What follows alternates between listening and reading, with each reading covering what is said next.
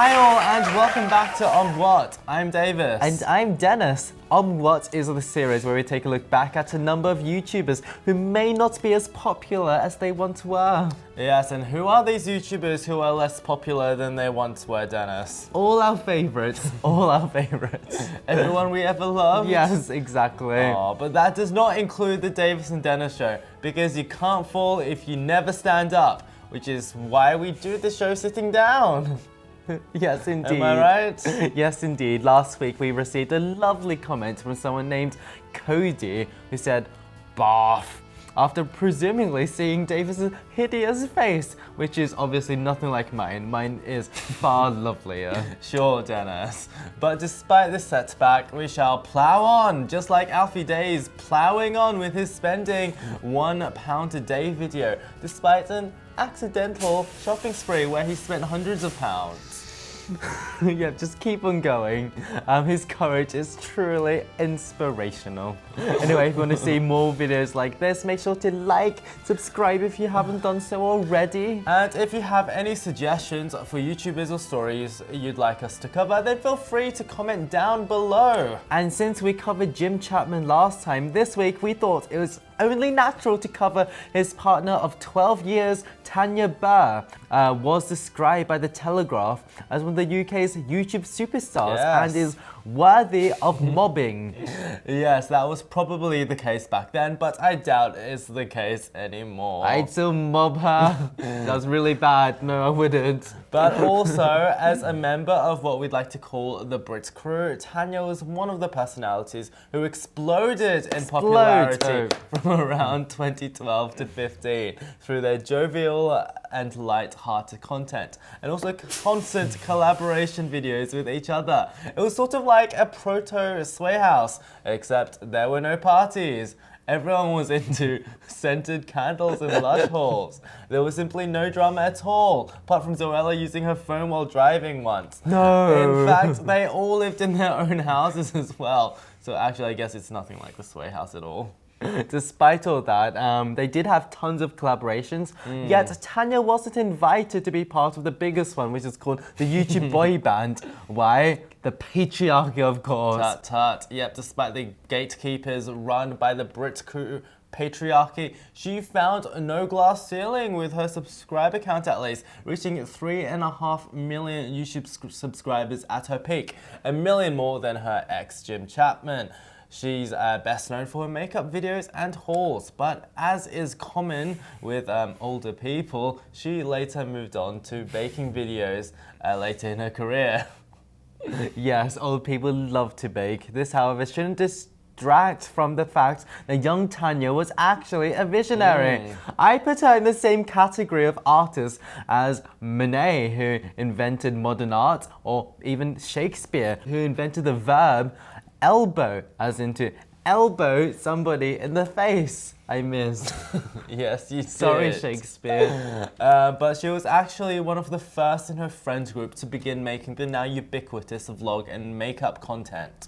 At one point, Tanya earned close to 1 million views each upload, and despite this success, about a year ago, we were devastated, really saddened to hear from a comment on an Instagram post that she was actually moving away from YouTube to focus on her Instagram content.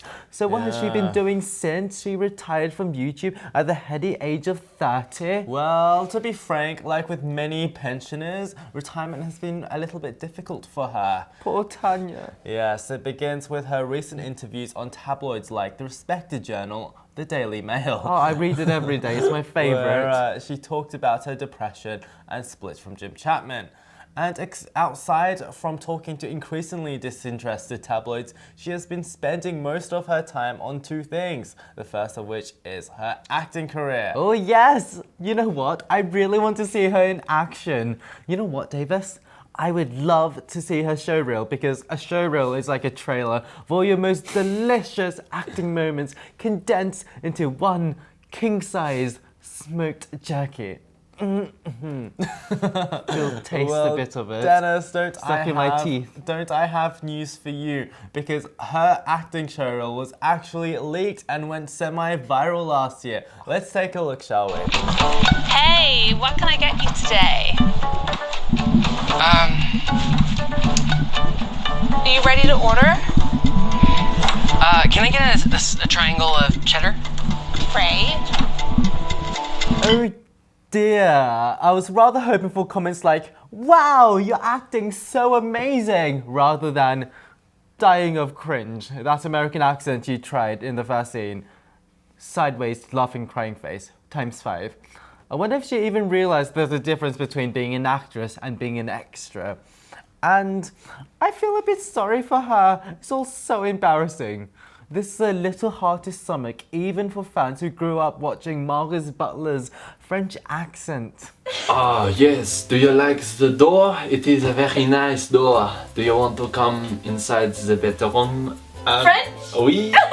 Yeah, yikes. And for fans, news of her awkward performances unfortunately are nothing new. In 2018, she made her acting debut in the West End play Confidence, where she played the leading role of Ella. In a blatant example of stunt casting, Time Out describes her performance as out of her league, following with Tanya Burr can't really act, and that's a bit of an issue. A bit of an issue, you think? Probably she is the lead role. I just want to feel for her fans who spent real money, like probably hundreds of pounds, on seeing that play that Time Out described as a torturous hour and 45, where performance adopts an increasingly sing-song rhythm for almost every line and insists on pronouncing every syllable perfectly, which doesn't chime in with her hooped ear-ringed tank-topped character. Why shouldn't hooped ear-ringed characters speak properly? Are we to assume that all of them are working class? I think that's what we're doing. Tut, time out, time zone, whatever your review website was called, that's not on. But at least you didn't stand out too much because the supporting cast apparently weren't any better. Well, went much better. Okay. Yes. Whatever. Yikes. And due to her, let's say her somewhat developing acting skills. She's still learning. Yep, since moving to LA, her agent has been trying to find a number of roles more suited for her acting style, shall we say. And the solution, apparently, was for Tanya to be typecast as herself. What, really? Yep. In Love Daily, Tanya Burr played Roxanne, who was an internet influencer. Oh my god, Yes. it is herself. In upcoming horror film Cassette, she plays Let me guess, Iana Clark and... She's an influencer? Yes, an internet influencer. And in a recent episode of Holby City, she plays a gossiping hospital patient who could be an influencer. Yes, but with only 1 minute of screen time, I guess that will never be sure. Despite this being one of Tanya's least controversial performances, Miss L wasn't too impressed, saying, Tanya's monotone acting is so cringeworthy. But I guess that monotone is better than diabolical, which is what Jessica Amy said in response to her show reel. That's Okay. a bit mean. Okay, so it just seems like that she's just another struggling actress in LA at the moment. So what else has she been up to? Well, like a lot of other aspiring actresses, Tanya of late has become a TikTok actress. Let's celebrate by looking at her top 3. I accidentally put my car in neutral and revved the engine, and then the guy next to me revved his engine, and I'm like, fuck, I got a street race. If you go on a plane and go to another place, that's still United Kingdom, isn't Depends it? where. Where do you want to go? So Spain. That's not United Kingdom. That's Europe. Why is that person running? Are you okay? Is somebody chasing you? You're running on purpose? 7 in the morning. Well, if there was one way to fix her American accent, well, I guess it was literally to lip sync to a real American accent. Yeah, she needs a actual American voice dub. Well, despite her efforts, it seems like her TikTok, like her acting career, hasn't exactly taken off, with some users wondering, why she's verified with only 48,000 followers. Well, it's because it's Tanya blooming Burr, of course, you uncultured swine. But at least she does seem somewhat self-aware about it. So I just left the gym, and the girl at the front desk was like, "Oh my God, you're that girl from TikTok." Just kidding. That didn't really happen. But I think it will someday. Okay. She does have a sense of humor, my girl. Yeah, okay, so while her career does seem to have fallen a little off the radar at the moment. That sounds a little generous, doesn't it? Okay then. Despite her career plummeting faster than Bryce Hall backtracking about his birthday party, I think that we should remind ourselves of why 3.5 million people loved her so dearly back in the day. Unlike a lot of other early makeup artists on YouTube, Tanya was actually somewhat trained in her field. After completing a short makeup course after high school, she worked... A short makeup course makes you trained. Apparently, it lasted a whole day, okay.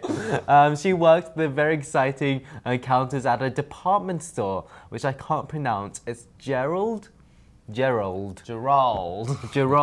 whatever, I'm sorry, in her hometown of Norwich, a town that's best known for birthing Delia Smith. Oh. That's where her baking skills come from, Exactly. right? This is where she picked up a lot of her skills in makeup, and also the place where she returned to in 2016 to a line of 1,500 of people when she had a signing for a second book, Tanya Bakes, which we bought from the bargain bin. And we loved it so much, we gave it away at the last Davis and Dennis Show Christmas party. Yes, isn't that just great? It's adorable. Anyway, in 2009, she started up her YouTube channel, where her niche was recreating the makeup looks of various celebrities, including Emma Watson, Blake Lively, and of course, Edward Cullen. Oh, I want to look like him. Can I follow her tutorial? I guess you can. And this is where she introduced her then boyfriend, Jim Chapman, to the world of YouTube.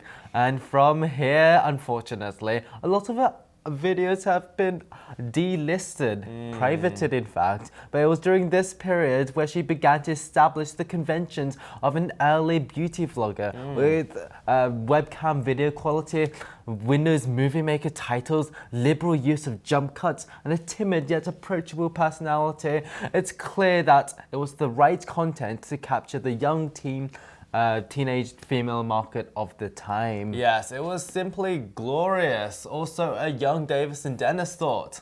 But luckily, far better things were on the horizon for even her. better things? Yes, even better. Wow. And through collaboration videos, including 7-second challenge with Tyler Oakley. Classic. Endless amounts of months' favorite videos. Oh, endlessly rewatchable every month. And various makeup tutorials that were literally the same. How dare you? She reached heights that few could ever have dreamt of. In fact, at one point, almost 0.045% of the world's entire population was subscribed to her. Yes, that does sound very impressive, Davis. But despite this success, Tanya, in my mind at least, always seemed to play second fiddle to her colleague Zoella. How dare you? Who, through making similar content, although a bit better content, ultimately gained over 12 million subscribers at her height. Yeah, well, it does all feel a little bit fleeting now. The reign of the Brit crew, which for Tanya spanned over 5 years, was actually quite an impressive feat, if you think about it, for an extremely fast-paced world of social media influencers. With 2 top-selling books, sold-out events around the world, her time at the height of YouTube fame, I'm sure, was glorious. As glorious as it would be to use Jeffree Star's orgy palette, also I assume. Yes, that would be very pleasurable. And while many may argue that her split from her longtime partner Jim Chapman last year was the capstone to that era of YouTube, I would argue that the disastrous convention in 2017 that was called Hello World was that final nail in the coffin, where the remnants of the Brit crew banded together to create their own convention against Summer in the City.